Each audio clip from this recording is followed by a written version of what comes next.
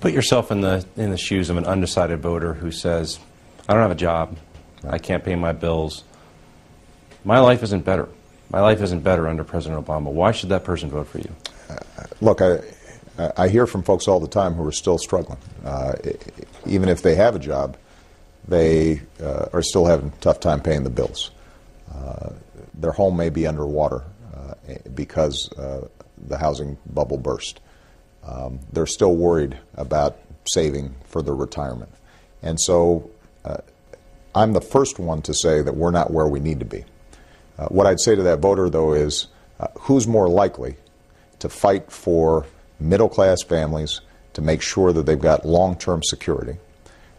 Is it going to be Governor Romney and his proposals that mirror the kinds of proposals that got us into this mess in the first place, that led to some of the slowest growth we've ever seen, jobs being shipped overseas, middle-class wages and incomes declining, culminating in this disastrous economic crisis? Or is it going to be a president who is interested in making sure that college is affordable for that voter's kids, that is bringing manufacturing back, that is interested in creating jobs in the clean energy sector? And that's the choice that I think that voter is going to be confronted with. We aren't where we need to be. Everybody agrees with that.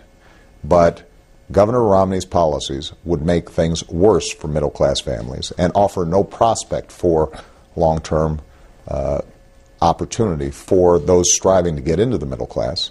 And the policies I'm offering are ones that have been proven in the past to help middle-class families achieve their dreams. You just framed it as a choice, and of course we've heard that from you in your campaign for months.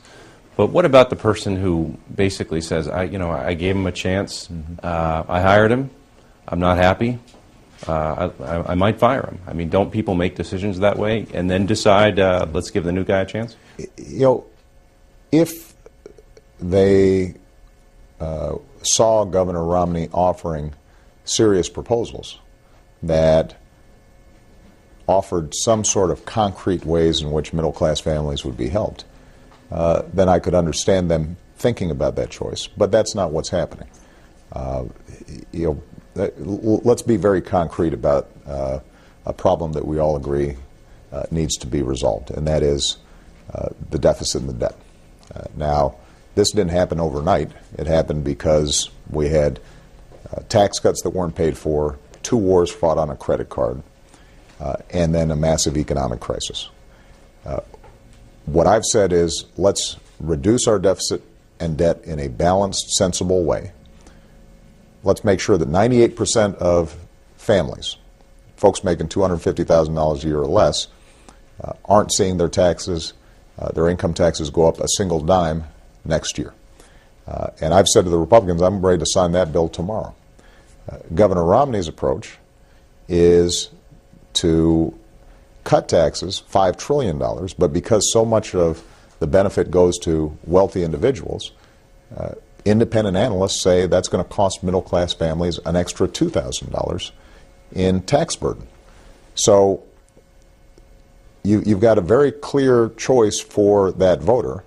I've got somebody who's willing to keep my taxes low at the same time as he's able to help me afford sending my kid to college, and is going to continue to invest in things like advanced manufacturing and change the tax code so we're not giving tax breaks to companies that are shipping jobs overseas, but instead give those tax breaks to companies that are building in Cleveland and Pittsburgh and Raleigh and throughout the United States. And you've got a guy who will end up costing me an extra $2,000 in taxes to give breaks to folks who've already done very well. And in that circumstance, I think the average American is going to say, I want somebody who's on my side, fighting for me, thinking about me.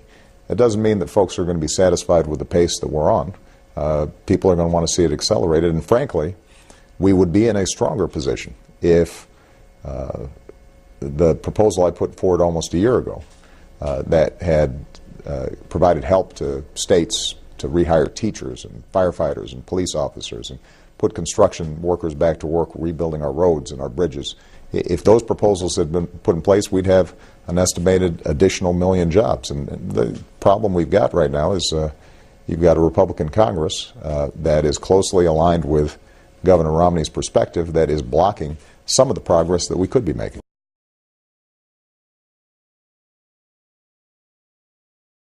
PBN, for news that affects America. Join us on our live show at pushbacknow.com.